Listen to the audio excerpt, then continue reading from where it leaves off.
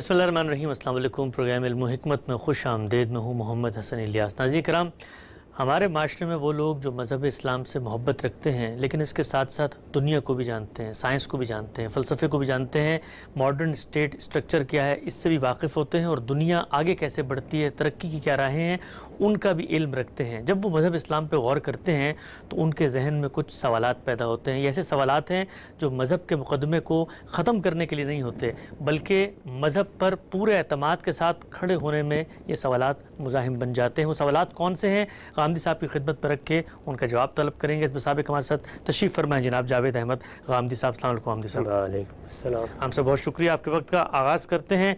हम सब हमारे यहाँ माशरे के अंदर वो लोग जो दानिश्वर हैं, वो लोग जो तरक्की पसंद हैं, वो लोग जो अमन चाहते हैं, सलामती चाहते हैं और एक जदीद माशरा इस वक्त दुनिया जहाँ पहुँच चुकी है उसके साथ अपनी सोसाइटी को भी खड़ा करना चाहते हैं। लेकिन जब वो अपने ऊपर गौर करते हैं तो हम ये देखते हैं कि मजहबी बाज़ तसव्वुरात हैं जिसने जकड़ा हुआ है पूरे के पूरे माशरे को और वो उस तरक्की की राह को आगे नहीं बढ़ने देता। इसी पस मंज़र में चंद सवालात होते हैं। पहला सवाल आपकी खिदमत पर रखता हूँ। हमारे यहाँ बहुत बहस की जाती है इस बात में कि दीन और मज़हब में फ़र्क है, दीन सिर्फ़ और सिर्फ इस्लाम है, इसके अलावा कोई भी दुनिया के अंदर दीन नहीं पाया जाता। क्या दीन और मज़हब दो अलग अलग चीज़ें हैं? ज़ुबान के लिहाज से क्या मामला है और ख़ुद इस्लाम ने इस बारे में क्या कहा है? ये बहस बाज़ लोगों ने यहाँ पैदा कर दी। ये हकीकत है कि जहाँ तक इस्तेमालात का ताल्लुक़ है, ये दोनों लफ्ज़ एक ही मानी में इस्तेमाल हो रहे हैं, होते रहे हैं और ऐसा भी हुआ है कि इस्तेमाल ने इनमें फ़र्क भी पैदा किए हैं। अच्छा। मिसाल के तौर पर हमारे यहाँ दीन का लफ्ज़ कुरान मजीद ने इस्तेमाल किया। वो चीज़ जिसको अल्लाह की हिदायत कहा जाता है उसको दीन हक़ कहा। लेकिन जब कुरान ने इसको इस्तेमाल किया तो क्या दीन हक़ के लिए ख़ास कर दिया? चुनांचे ये देखिए कि जिस वक्त कुरान मजीद ने रिसालत मआब सल्लल्लाहु अलैहि वसल्लम के ज़रिए से पेश की गई हिदायत के तकाबुल में कुरैश के दीन का ज़िक्र किया तो उसमें भी दीनी का लफ्ज़ इस्तेमाल किया। चुनांचे कुरान मजीद की एक बड़ी ही मुख्तसर सी सूरा है जो आम तौर पर पढ़ी जाती है, लोग भी जानते हैं। उसकी आखिरी आयत क्या है? लकुम दीनुकुम वलिय दीन। ठीक, तुम्हारे लिए तुम्हारा दीन है, मेरे लिए मेरा दीन है। तो इसलिए ये तकरीर जो बाज़ औक़ात लोग करते हैं कि दीन कोई और चीज़ होती है, मज़हब कोई और चीज़ होती है, ये जो रिलीजन का लफ्ज़ है उसका तर्जुमा मज़हब करना चाहिए, दीन तो निज़ाम ज़िंदगी का नाम है, ये बिल्कुल बेबुनियाद बात है। यानी ज़ुबान में अल्फाज कहाँ से पैदा हुए, वो अपनी इब्तिदा में क्या थे, उनके इस्तेमालात क्या रहे हैं, वो अपने पस मंज़र में किन मराहिल से गुज़रे, ये चीज़ें अहमियत नहीं रखती। ये तो असल में ज़ुबान की तारीख़ का मुताला है और इनकी इल्मी अहमियत होती है। लेकिन मानी क्या है, लफ्ज़ इस्तेमाल हो रहा है, उसका ताल्लुक़ उर्फ़ से है।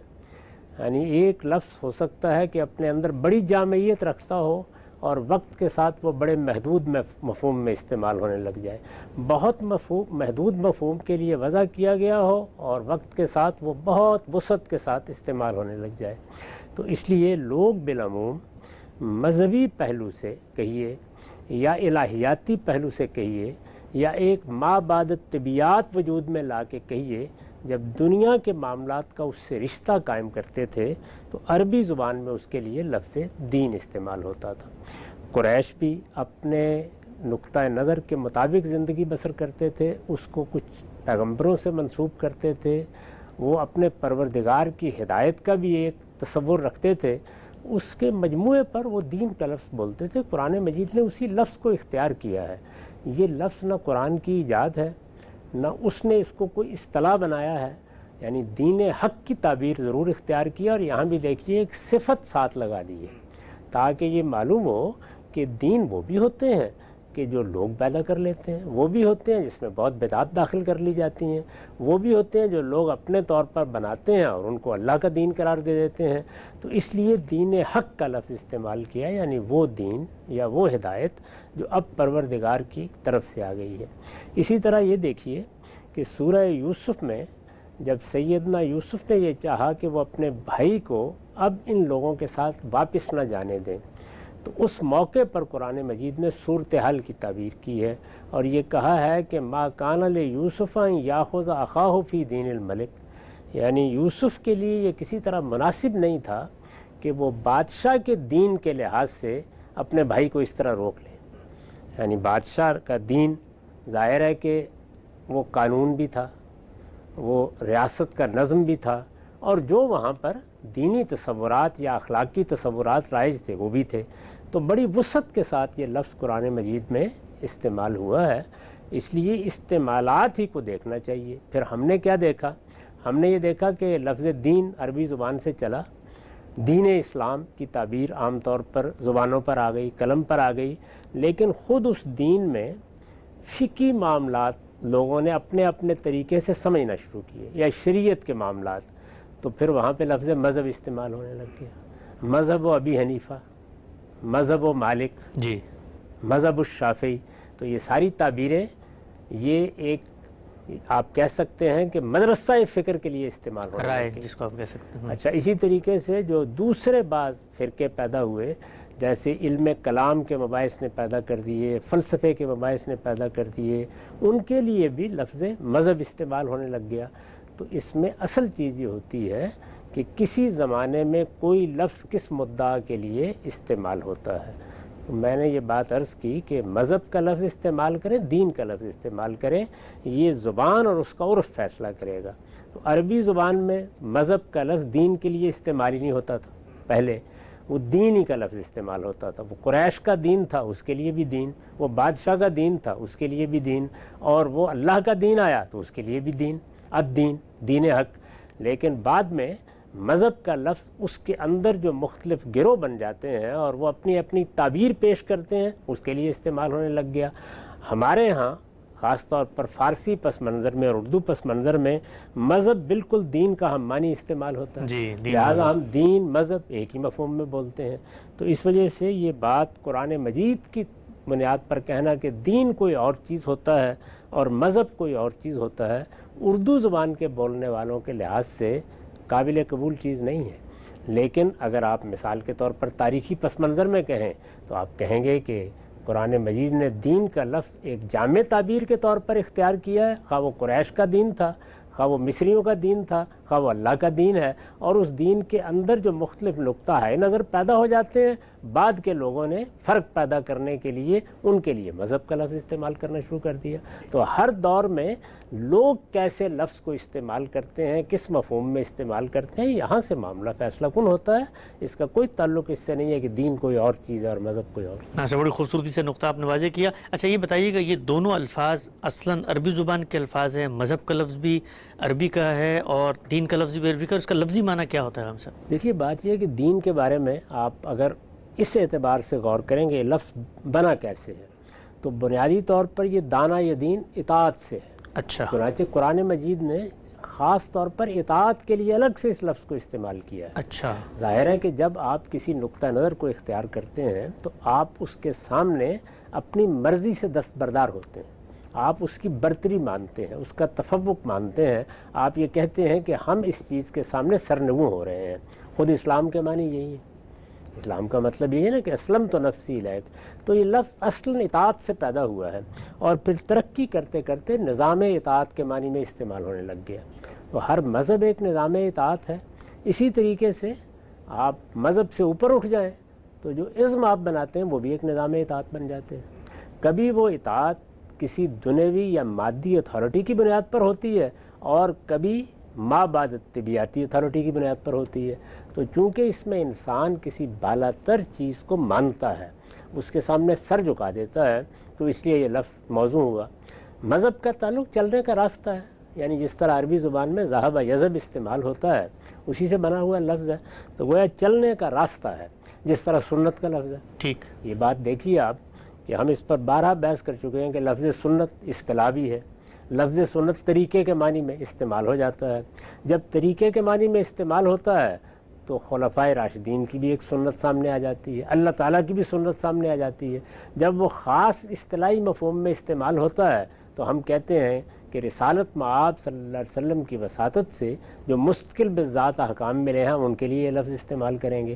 تو لفظوں کا استعمال اسی طریقے سے مختلف مراحل سے گزرتا رہتا ہے اور وہ بعض اوقات اپنے لغوی مفہوم میں استعمال ہوتے ہیں، بعض اوقات عرف ان کے اندر کچھ خاص شرائط پیدا کر دیتا ہے، بعض اوقات کسی خاص علم و فن میں استعمال ہوتے ہوتے وہ اصطلاح بن جاتے ہیں۔ ان کے الگ الگ فرق کو ملحوظ رکھنا چاہیے، لیکن فیصلہ کن چیز کیا ہے؟ لوگوں کا استعمال، زبان کا استعمال، لوگ اس کو کیسے بولتے ہیں، اصل چیز یہی فیصلہ کن ہے۔ آگے بڑھاتے ہیں سلسلہ گفتگو کو۔ اچھا ہم سب ایک معنی بھی زیر بحث آیا دین کا آپ نے بتایا، لیکن لوگ اس کو کس مفہوم میں بولتے ہیں؟ ہمارے ہاں جن لوگوں نے 60-70 کی دہائی میں اسلام کا مطالعہ کرنا شروع کیا، یہ جملہ ہر ایک نے سنا ہوگا، کتابیں اس پہ لکھی گئیں، تقریر پوری کی پوری مذہبی تحریکیں اٹھیں کہ اسلام ایک مکمل ضابطۂ حیات ہے۔ جو کچھ دنیا کے اندر ازمز موجود تھے، وہ کمیونزم ہو، وہ سوشلزم ہو یا سرمایہ دار نظام ہو، اس کے مقابلے میں کہا گیا کہ اسلام مکمل ضابطۂ حیات ہے، لہٰذا اس کو آپ نے اپنانا ہے۔ یہ جملہ آپ کی بھی پوری کی پوری شعور کی عمر جملہ سنتے ہوئے گزری ہے، بلکہ ایک زمانے تک خود یہی نقطہ نظر آپ بھی رکھتے تھے۔ تحلیل کر کے بتائیں کہ یہ مسئلہ پیدا کہاں سے ہوا؟ خود دین کا جب آپ نے مطالعہ کیا تو کیا وہ اس کلیم کو کوالیفائی کرتا ہے؟ کہیں اس نے کہا ہو کسی آیت میں جی میں مکمل ضابطۂ حیات ہوں؟ اور یہ جب ہم کہتے ہیں ضابطہ حیات ہے تو اس کی جو حدود ہیں وہ کہاں تک جاتی ہیں؟ اسلام کا اصلاً موضوع کیا ہے؟ اسلام کا اصلاً موضوع لوگوں کو ان کی موت کے بعد جو صورتحال پیش آنے والی ہے اس سے خبردار کرنا ہے۔ پیغمبر اسی مقصد سے آئے ہیں۔ پیغمبروں کے مشن کا تعارف قرآن مجید کراتا ہے تو کہتا ہے مبشرین و منذرین۔ یہ نہیں کہتا کہ وہ تم کو کوئی ضابطۂ حیات دینے کے لیے آئے ہیں یا تمہارے سیاسی، معاشرتی اور معاشی مسائل حل کرنے کے لیے آئے ہیں، وہ انذار کرنے کے لیے آئے ہیں، خبردار کرنے کے لیے آئے ہیں، بشارت دینے کے لیے آئے ہیں۔ پھر اس کی وضاحت کرتا ہے کہ اس سے خبردار کرنے کے لیے آئے ہیں کہ تمہیں تمہارے پروردگار نے ابتلا کے لیے، امتحان کے لیے دنیا میں بھیجا ہے۔ تم اگر یہاں ناکام ہو گئے تو ابدی نقمت میں مبتلا کر دیے جاؤ گے۔ یہ چونکہ بہت بڑا معاملہ ہے، بڑا حادثہ ہے جو انسان کے ساتھ ہو سکتا ہے، تو اس سے وہ خبردار کرتے ہیں۔ ظاہر ہے اس کا تعلق بھی موت کے بعد سے ہے۔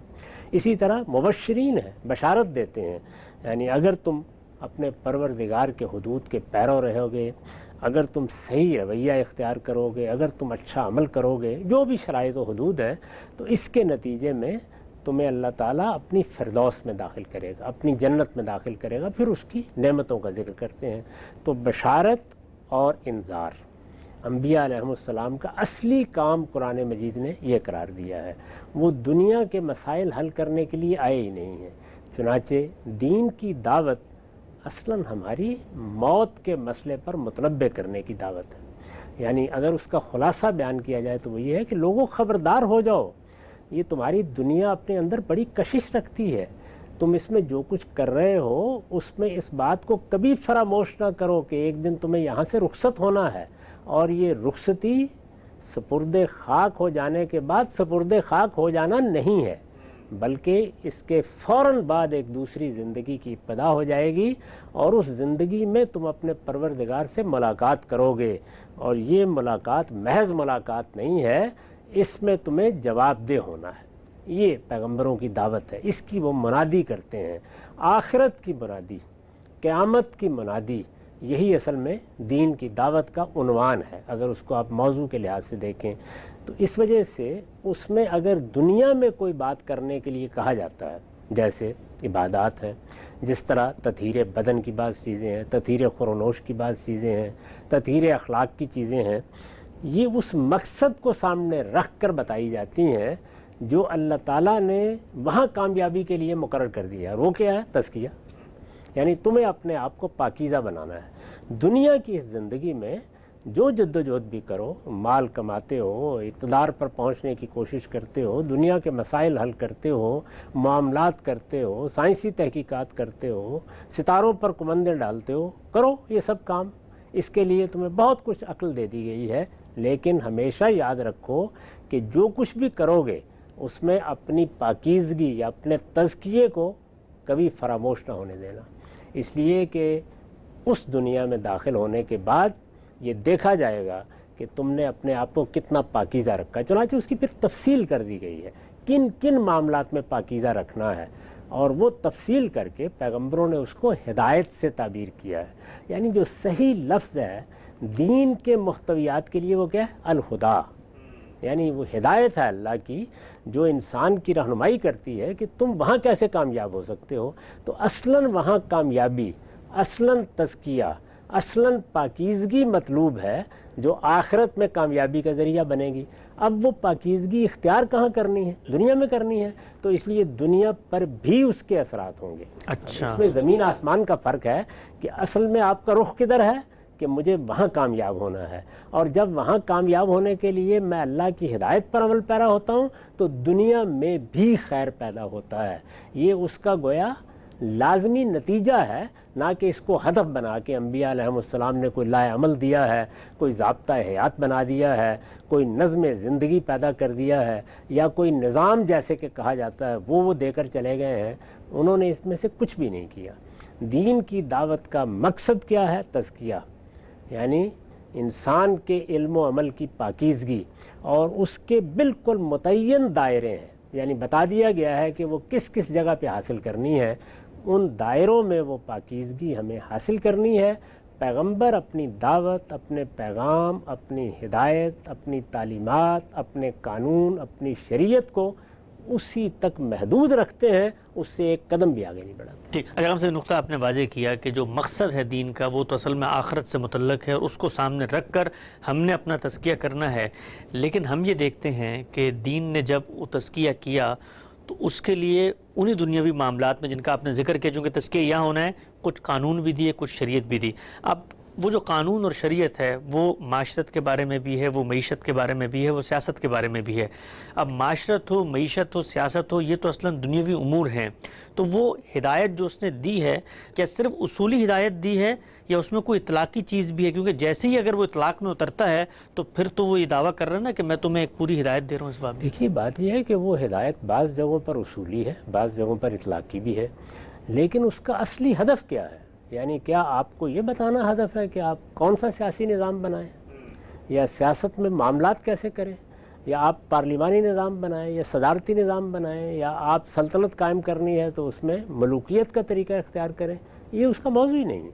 اس کا موضوع یہ ہے کہ جو طریقہ بھی آپ اختیار کریں اس میں اخلاقی حدود کی پامالی نہیں ہونی چاہیے. اور اخلاقی حدود یا اخلاقی حدود کو درست رکھنا یہ اصل میں اس کی اپنی دعوت کا ایک بہت بڑا باب ہے. پہلے یہ دیکھ لینا چاہیے نا کہ خود وہ تزکیہ یا وہ پاکیزگی جس کو دین نے مقصد بنایا ہے وہ کس دائرے میں حاصل کرنا مقصود ہے. تو میں نے اپنی کتاب میزان میں اس کو بالکل متعین کر دیا کہ دیکھیے، ایک دائرہ تو ہے پاکیزگی کو بڑھانے کا اور اللہ سے اپنا تعلق استوار کرنے کا، وہ عبادات ہے. ان کے بارے میں ہر شخص جانتا ہے کہ دین میں سب سے پہلے انہی کا تعارف کرایا جاتا ہے. یہاں تک کہ جب رسول اللہ صلی اللہ علیہ وسلم سے جبریل امین نے پوچھا کہ اسلام کیا ہے تو یہ دیکھیے کہ جواب میں آپ نے صرف انہی کا ذکر کیا ہے. اس کے بعد کیا ہے؟ تطہیر بدن.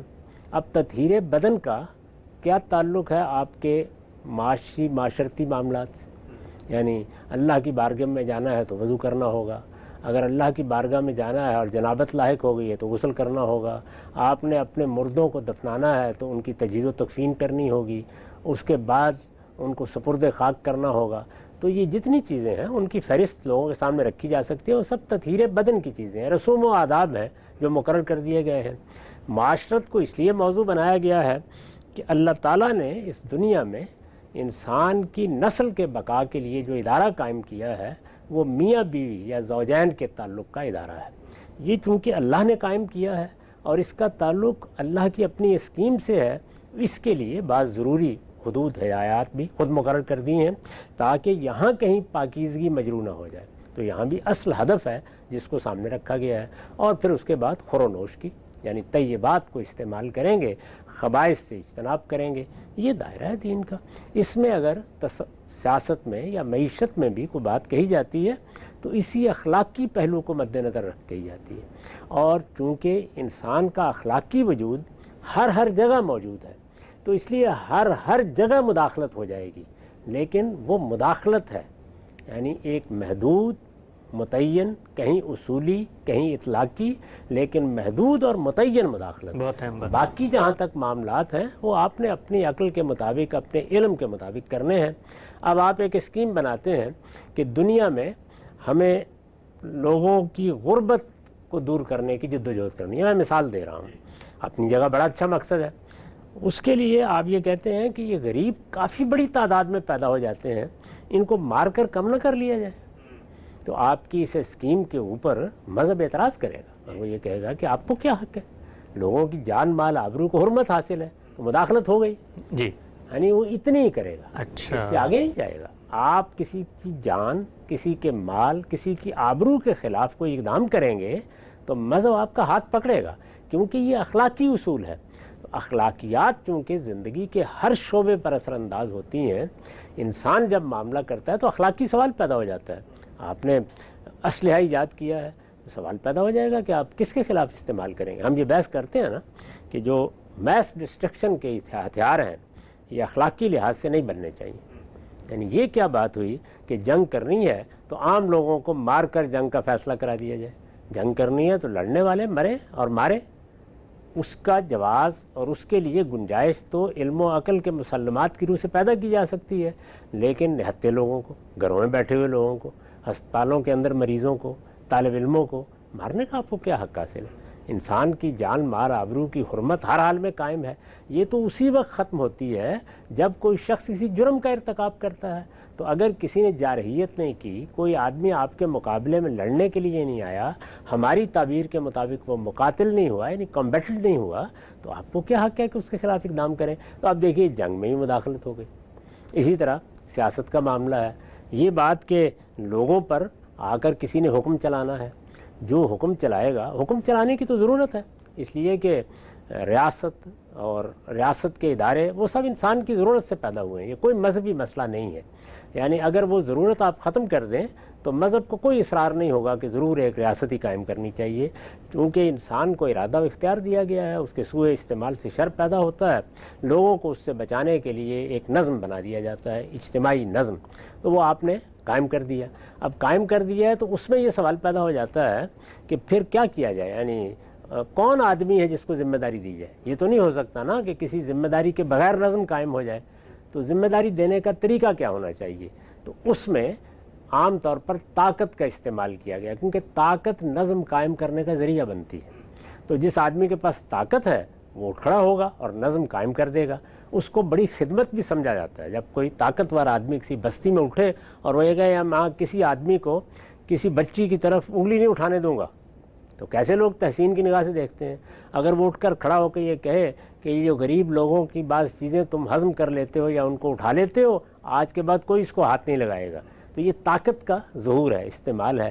لیکن اگر 3 4 5 لوگ اسی میدان میں آ جائیں, ان میں سے ایک کہے کہ میں نظم قائم کروں گا, دوسرا کہے کہ میں نظم قائم کروں گا, تو فیصلہ کیسے کیا جائے؟ کیا وہ آپس میں لڑیں گے؟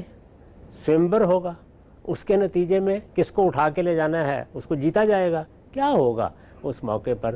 تو وہاں پر ظاہر ہے کہ اخلاقی سوال پیدا ہوتا ہے, کیونکہ اب لوگوں کی جان مال آبرو کو خطرے میں پڑ جانا ہے. تو وہاں یہ ہدایت دی گئی کہ لوگوں کو اپنی رائے سے اس کا فیصلہ کرنا چاہیے. یعنی لوگوں کی رائے کو فیصلہ کن بنا دیا گیا. تو اس طرح کی مداخلت جو جان مال آبرو کی حفاظت کے لیے ضروری ہو جاتی ہے یا انسان کو حق تلفی سے بچانے کے لیے ضروری ہو جاتی ہے, وہ مذہب بتاتا ہے, کیونکہ وہ اس تزکیے پر اثر انداز ہوتی ہے جس کو آخرت میں کامیابی کی بنیاد بنایا گیا ہے. اتنی مداخلت وہ کرتا ہے, اس کے بعد باقی معاملہ آپ پر چھوڑ دیتا ہے. ٹھیک. اچھا ہم صاحب, یہ جو آپ نے پوری بات بتائی اس کو ایک اطلاقی مثال میں ڈھال لیتے ہیں. ہمارے ہاں جب بھی بات کی جاتی ہے جی اسلامی نظام معیشت آنا چاہیے, تو اس کے جواب میں فقہا کی کتابوں کے مختلف جو اقتباسات ہیں, مختلف ان کے جو انہوں نے چیزیں اس پہ لکھی ہوئی پیش کی جاتی ہیں, اور کہا جاتا ہے کہ دین نے پورا ایک مکمل معیشت کا نظام دیا, اور اس میں اتنی باریک باریک باتیں, مثلا آپ سے میں کوئی چیز خریدتا ہوں تو میرے پاس کتنے دن تک حق ہوگا, خیار رویت ہے, خیار عیب ہے, یہ سب بھی متعین کر دیا گیا ہے. تو اگر آپ یہ فرماتے ہیں کہ دین نے تو ایک محدود مداخلت کی اور بامقصد مداخلت کی ہے, تو پھر یہ جو پورے کے پورے اسلام کی تشریحات میں ہمارے یہاں فقہ کا ذخیرہ ہے اور اس میں اطلاق تک اسلام کی ہدایت پیش کی جاتی ہے, پھر اس کی کیا حیثیت ہے؟ یہ کہ فقہ تو اصل میں ہمارا قانون ہے. یعنی جس وقت مسلمانوں کی سلطنت قائم ہو گئی تو ایک قانون بننا تھا نا. یہ تو ہر ریاست کی ضرورت ہے, یہ خالصتاً دنیوی ضرورت ہے. اس مقصد کے لیے ہم قاعدے بنائیں گے, قانون بنائیں گے.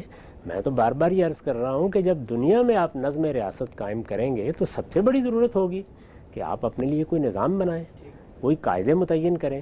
وہ قاعدے جب متعین کیے جائیں گے تو دیکھا جائے گا ہر موقع پر کہ اس میں دین نے کوئی مداخلت کی ہے، کوئی ہدایت دی ہے؟ جب دین کی مداخلت کو سامنے رکھ کر قاعدے بنائے جائیں گے اور وہی بننے چاہیے تو ظاہر ہے کہ اس پر دین کا اثر محسوس ہوگا، لیکن وہی ضرورت ہے جو انہوں نے پوری کی ہے۔ اسی ضرورت کو پورا کرنے کے لیے ہمارا فقہی نظام بنا ہے۔ یہ انسانی کام ہے، یہ انسانی ضرورتوں کو پورا کرنے کے لیے بنایا گیا۔ ہمارے بازار کس طرح کام کریں گے، خرید و فروخت کیسے ہوگی، معاہدات کیسے لکھے جائیں گے، یہ سب چیزیں ساری دنیا کر رہی ہے، یہ صرف ہم نے نہیں کی ہیں، ساری دنیا یہ کام کر رہی ہے۔ اس وقت بھی آپ چلے جائیں کسی بینک میں اور محض آپ اپنا اکاؤنٹ کھولیں تو دیکھیں کہ آپ کو کتنے معاہدات پر دستخط کرنے پڑتے ہیں۔ ایسے ہی ہوتا ہے۔ بعض اوقات ہم لوگ اعتماد کرتے ہیں، پڑھتے بھی نہیں۔ کہیں کوئی گاڑی لینے کے لیے چلے جائیں، اس میں معاہدات بعض اوقات 10 صفحات کے ہوتے ہیں جی، اور اس کی شکوں کو پڑھنا بھی مشکل ہو جاتا ہے۔ ہسپتال میں چلے جائیں، وہاں پر اسی طرح کی آپ کو بعض دستاویزات پر دستخط کرنے ہوں گے۔ امیگریشن کے لیے درخواست دے دیں تو ہر جگہ آپ کو یہ قاعدے ضابطے ملیں گے، یہ قاعدے زندگی کے ہر معاملے میں بنانے پڑتے ہیں۔ تو لوگ فقہ کو اصل میں پورا کا پورا دین سمجھ لیتے ہیں، نہیں، وہ دین کی روشنی میں، ظاہر ہے کہ ہم مسلمان ہیں تو ہمارے پاس روشنی تو ہوگی نا، اس روشنی کو سامنے رکھ کر ہم نے اپنی تاریخ میں جب ہمیں ضرورت پڑی تو قاعدے بنائے، ضابطے بنائے، قوانین بنائے، اپنی مارکیٹوں کے لیے بنائے، اپنے حکمرانوں کے لیے بنائے، ہم نے بین الاقوامی معاملات کے لیے بنائے۔ یہ سب چیزیں ہم کریں گے تو یہ چیزیں آج بھی کرنا ہماری ضرورت ہے۔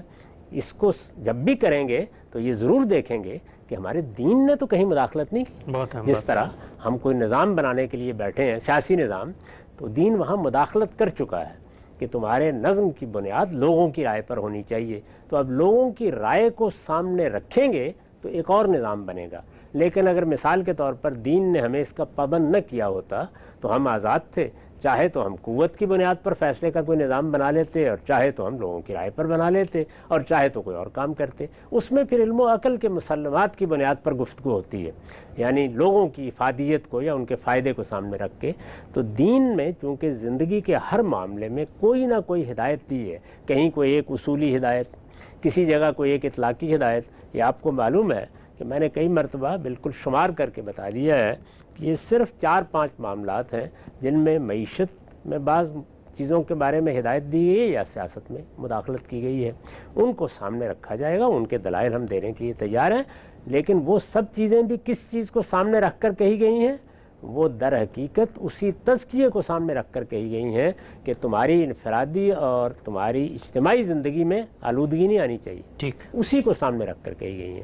تو یہ بالکل ایسے ہی ہے کہ جس طرح مثال کے طور پر ہم اپنے ملک کا دستور بناتے ہیں تو اس کے بعد ہمیں یک بیک پتہ چلتا ہے کہ ایک عالمی نظام قائم کر دیا گیا ہے اقوام متحدہ کی صورت میں، اور اس میں بنیادی حقوق کا ایک چارٹر ہے۔ تو اب کیا ہوتا ہے، وہ بنیادی حقوق کا چارٹر ہر جگہ داخل کرنا پڑتا ہے یا اس کے بارے میں بتانا پڑتا ہے کہ کیا ہم پابندی کریں گے ان کی۔ تو بالکل آپ اسلام کی مداخلت کو بھی ایسے سمجھیے کہ اس نے اوپر سے کچھ چیزوں کے بارے میں کہہ دیا ہے کہ یہ چیزیں اخلاقی تقاضا ہے کہ ایسے ہونی چاہیے، تو ہم مسلمان کی حیثیت سے ان کو سامنے رکھیں گے اور اس کی روشنی میں اپنے لیے نظام بنائیں گے۔ ہاں سر، بڑی خوبصورتی سے آپ نے فرق واضح کیا، اور یہ بات سمجھ میں بھی آتی ہے اگر مسلمانوں کو حکومت ملی اور انہوں نے اسٹیٹ لا بنایا تو اپنے مذہب کی ہدایات کو سامنے رکھ کے بنایا، لیکن جو لا انہوں نے بنایا ہے وہ اصلاً دین نہیں ہے۔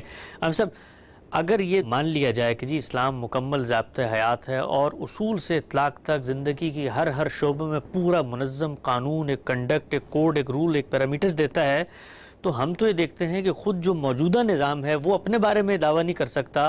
آپ انشورنس کے لاز دیکھیں، آپ اس طرح میڈیکل ایتھکس کے لاز دیکھیں، آپ سول کوڈ دیکھیں، پینل کوڈ دیکھیں، جتنے بھی سوسائٹی میں، یہاں تک کہ ٹریفک لاز دیکھیں، ان سب میں ایک ارتقاء ہے، ان سب میں ایک تبدیلی ہے۔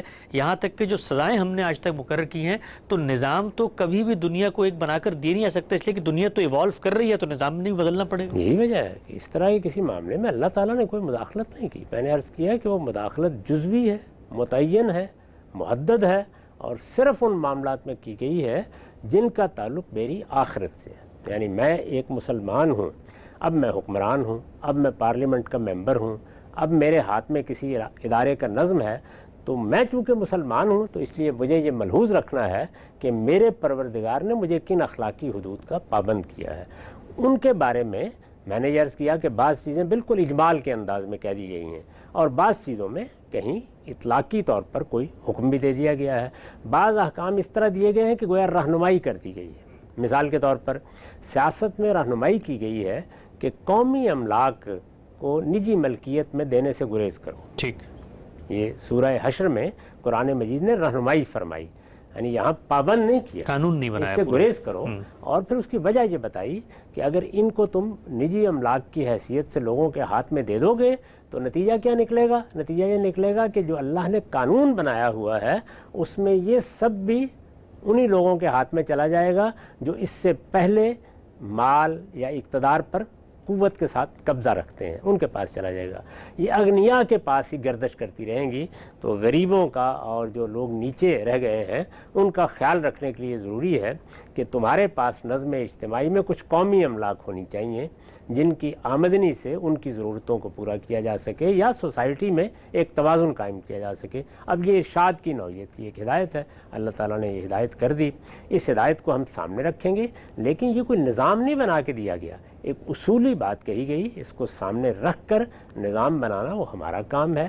تو ہمارے دین نے ایک رہنمائی فرمائی ہے بعض معاملات میں، اور وہ معاملات وہی ہے کہ جن میں کوئی بڑا مسئلہ پیدا ہو سکتا تھا۔ یہ جو تاثر پیدا ہوا ہے ایک مکمل ضابطہ حیات کا اور اس کو اختیار کیا گیا اور ایک نظام زندگی کا، وہ بھی اس لیے کہ ہماری تاریخ بن چکی تھی اور اس تاریخ میں ہم نظام بنا چکے تھے۔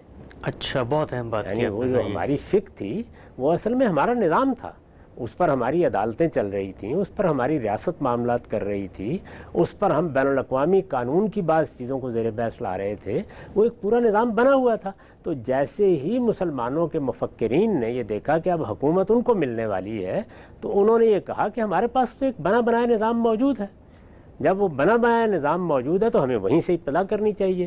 میں آپ سے عرض کرتا ہوں کہ اگر مجھ سے بھی پوچھا جائے گا تو میں یہ کہوں گا کہ ہمیں ابتدا وہیں سے کرنی چاہیے تھی، اس لیے کہ جو چیز لوگوں کی نفسیات کا حصہ بن چکی ہو، جو چیز ان کی تاریخ بن چکی ہو، ابتدا وہاں سے کریں گے اور پھر دنیا کے تجربات سے فائدہ اٹھاتے ہوئے بہتری کا سفر جاری کر لیں گے۔ آپ دیکھیے جب وہاں سے آپ ابتدا کریں گے آپ کو بہت کم مشکلات پیش آئیں گی، آپ کے لوگوں کے ساتھ آپ کے نظام کا رابطہ استوار ہو جائے گا، آپ کے ہاں اس طرح کی تفریق نہیں ہوگی جیسی اب ہے۔ آپ اندازہ کریں کہ میں نے ایک مرتبہ تبصرہ کرتے ہوئے کہا تھا کہ جو حکومت افغانستان میں طالبان سے پہلے قائم تھی، یعنی وہ حکومت جس کا ایک دستور تھا جو باقاعدہ جمہوری طریقے سے منتخب کی جاتی تھی، اس نے جو دستور بنایا تھا اس میں بالکل یہی بات طے کی گئی تھی۔ اچھا، کہ ہم مسلمان ہیں اور مسلمانوں میں ہمارے ہاں جو نظم پہلے قائم تھا وہ کیا تھا؟ وہ فقہ حنفی پر قائم تھا، تو ہم وہاں سے ابتدا کریں گے۔ اچھا، اور دلچسپ، یہ بالکل ٹھیک بات ہے، یعنی اصولی بات ہے۔ دیکھیے اس وقت ہم نے کیا کیا تھا، یعنی جیسے ہی پاکستان بنا تو کیا سارا کا سارا قانون ہم ایک دن اس طرح بنانے کے لیے بیٹھ کے کہ خلا ہے اس میں بنا رہے ہیں؟ نہیں، ایکٹ آف انڈیا لے کے چلے نہیں، وہ پہلے سے جو انگریزوں کا قانون بنا ہوا تھا، جو چیز چل رہی تھی اس کو ہم نے آگے جاری کر دیا۔ بہت اہم تو ہم نے وہ 200 سال کی میراث کو تو اپنے ہاتھ میں رکھا، لیکن وہ جو 1200 سال کی میراث ہمارے پاس موجود تھی اس کو بالکل نظر انداز کر دیا، جبکہ ہماری فطرت، ہماری نفسیات کہ وہ بہت قریب تھی۔ اس کا یہ مطلب نہیں ہے کہ وہ آج کے زمانے کے لیے ہر لحاظ سے موزوں تھی، اس میں بے شمار مسائل تھے، لیکن اگر ہم نے اس نظام کو آگے قائم کیا ہوتا تو آج ہماری عدالتیں بہتر کام کر رہی ہوتی، آج ہماری سوسائٹی میں لوگوں کو بہتر طریقے پہ انصاف مل رہا ہوتا۔ یعنی اس معاملے میں جو جلد بازی کی گئی اس نے نہ صرف یہ کیا کہ پورے اس تصور کو ختم کر دیا، بلکہ جو کچھ ہم پیچھے 1200 سال سے کر رہے تھے اس کے ساتھ ہمارا تعلق بھی توڑ دیا۔ تو تاریخ کے ساتھ جب کسی قوم کا تعلق ٹوٹ جاتا ہے تو پھر وہ بے یار و مددگار سی ہو کے رہ جاتی ہے۔ کیا یہ واقعہ نہیں ہے کہ اس وقت آپ کی سوسائٹی میں بڑی مشکل سے آپ وہ لوگ تیار کرتے ہیں جو اس جدید قانون سے واقف ہوتے ہیں، نہ وہ لوگوں کی سمجھ میں آتا ہے، نہ وہ ہمارے تاریخی پس منظر سے مطابقت رکھتا ہے، نہ وہ زبان لوگ سمجھتے ہیں جس میں اس قانون کی اصطلاحات ہیں، لیکن بہرحال چونکہ ہم اس سے پیچھے ایک میراث پیدا کر چکے تھے اس کو ہم لے کے چلتے ہیں۔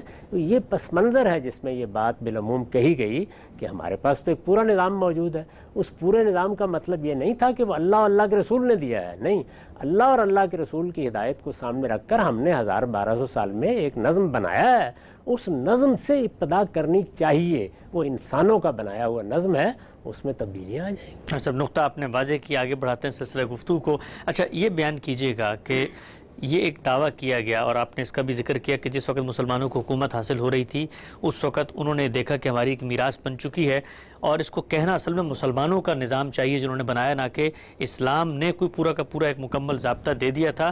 کیا یہ تعبیر ٹھیک ہے کہ اگر کوئی شخص کہے جی اسلام ایک مکمل ضابطہ نجات ہے بنسبت اس کے کہ مکمل ضابطہ حیات؟ اس میں تو کوئی شک نہیں ہے، ضابطہ نجات ہی ہے، اس لیے کہ اس کا تعلق آخرت سے، یعنی آخرت میں نجات پانے کے لیے ہر چیز واضح کر دی گئی ہے۔ اگر مجھ سے کوئی آدمی پوچھے کہ میں آخرت کے بارے میں ایمان لے آیا ہوں، مجھے اس پر اب شرح صدر حاصل ہو گیا ہے کہ مرنے کے بعد ایک زندگی ہے، مجھے وہاں جواب دہ ہونا ہے، پیغمبروں کی دعوت یہی ہے، ٹھیک، تو اس نے اس کو مان لیا، تو اب وہاں نجات پانے کے لیے مجھے کیا کرنا ہے؟ تو اسلام، پیغمبروں کی دعوت، ان کی ہدایت ایک ایک سوال کا جواب دیتی ہے، ایک ایک سوال کا جواب دیتی ہے۔ اس میں وہ کامل ترین ہدایت ہے، اور اسی کو قرآن نے بیان کیا ہے۔ جس وقت رسالت مآب صلی اللہ علیہ وسلم کے ذریعے سے اس ہدایت کی تجدید ہوئی اور جو نئی باتیں بتانی تھیں وہ بھی بتائی گئیں، تو پھر اعلان کیا الیوم اکملت لکم دینکم، ہم نے اس کو پایہ تکمیل کو پہنچا دیا ہے، واتممت علیکم نعمتی، اور تم پر اپنی نعمت پوری کر دی ہے۔ تو اس لحاظ سے وہ اتمام بھی ہے، وہ اکمال بھی ہے، اور اس لحاظ سے وہ مکمل بھی ہے، لیکن اس لحاظ سے نہ کہ دنیا کے اندر جو مسائل ہمیں درمیش ہیں، معیشت کے، سیاست کے، معاشرت کے، سماج کے، دنیا میں جو سائنسی ترقی ہو رہی ہے اس سے جو مسائل پیدا ہو رہے ہیں، وہ مسائل ہمارے مسائل ہیں، ان کو حل کرنے کے لیے علم و عقل سے کام لینا ہے، اور اسی کو بنیاد بنا کر ہمیں نئے نئے تجربات بھی کرنے ہیں۔ اس میں وہی صحیح و خطا کا اصول ہے، یعنی ہم کوئی بات کریں گے، اس کی جدوجہد کریں گے، اس میں غلطی واضح ہوگی، اس میں وہی بات ہے جو دور حاضر میں بعض فلسفیوں نے بہت عمدگی سے کہی ہے کہ کوئی راستہ اس کے سوا نہیں کہ ہم مسلسل تنقید کرتے چلے جائیں، یہی ترقی کا راستہ ہے۔ جو قانون بنائیں، جو ضابطہ بنائیں، جو چیزیں اختیار کریں، ان کا ہم پوسٹ مارٹم کرتے رہیں اور دیکھتے رہیں کہ وہ عملی طور پر کتنی کس قابل ہیں کہ چلتی رہیں۔ یہ چیز ان کو ترقی کے راستے پر گامزن رکھے گی، لیکن ہم چونکہ مسلمان ہیں تو اس لیے ہر فیصلہ کرتے وقت پیچھے مڑ کے دیکھیں گے ہمارے پروردگار نے تو اس معاملے میں ہمیں کسی چیز کا پابند نہیں کیا، یہ دیکھنا ضروری ہے۔ اس وقت جو مسئلہ ہے وہ یہ ہے کہ اس کو دیکھے بغیر جو نظام بنا ہوا تھا دنیا میں جو دوسری قومیں تھیں، انہوں نے جو قوانین بنائے، قاعدے بنائے، انہوں نے جو نظام بنائے، وہ تو پیچھے دیکھ کے نہیں بنائے، وہ جو بنے ہوئے ہیں یہ نہیں کہ وہ کوئی باطل ہیں، وہ انسانی کام ہے، اس میں بہت لوگوں کے لیے رحمت کا سبب ہے، اس میں انسانی عقل استعمال ہوئی ہے، انسان کے علم و عقل میں وہاں معجزے دکھائے ہیں وہ اپنی جگہ، لیکن چونکہ وہ پیچھے مڑ کر نہیں دیکھا گیا، ان کو دیکھنا بھی نہیں تھا، تو اس لیے بیگانگی پیدا ہو گئی ہے دو چیزوں میں۔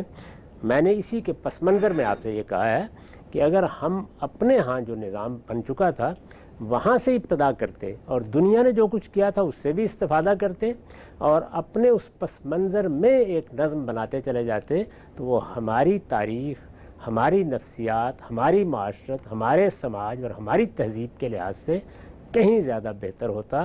آپ کر کے دیکھ لیجئے، آپ پر واضح ہو جائے گا کہ جب آپ کسی قوم کو اس کی اپنی تاریخ سے کاٹ دیتے ہیں، اس کے اپنے پس منظر سے کاٹ دیتے ہیں، اس کی اپنی تہذیبی روایت سے کاٹ دیتے ہیں، تو پھر لوگوں کے اندر وہ نشاط ہی ختم ہو جاتا ہے جس میں وہ جیتے جاگتے ہیں، وہ ایسے درخت بن کے رہ جاتے ہیں کہ جن کو آپ نے ان کی اصل سرزمین سے اکھاڑ کر کہیں جا کے لگا دی۔ اچھا، بہت ہی اہم نقطہ ہے جو آپ نے بات فرمائی، اور میں چاہتا ہوں خاتمہ کلام اسی پر ہو۔ اس کی عملی مثال ہمیں نظر آتی ہے ترکی کے اندر کہ فقہ حنفی چونکہ سلطنت عثمانیہ کا مرکز وہ تھا، وہاں پر رائج رہی، انہوں نے جو عدالتی نظام بنایا اس میں وہی جو قضات کی ایک نفسیاتی سسٹم کی پس منظر اور روایت چلی آ رہی تھی، اس کو ہی ماڈرن اسٹیٹ انفراسٹرکچر میں جب انکارپوریٹ کیا تو ہم دیکھتے ہیں کہ عملی نتائج کے لحاظ سے بھی اور لوگوں کی قبولیت کے لحاظ سے بھی وہاں پر فائدہ ہوا۔ باقی ملکوں کے نظام کا بھی اگر آپ مطالعہ کریں، جہاں جہاں اس رشتے کو برقرار رکھا گیا ہے، مثلا مصر میں بہت سے معاملات میں، یا اسی طرح سے سعودی عرب میں، تو وہاں بہتری ہے،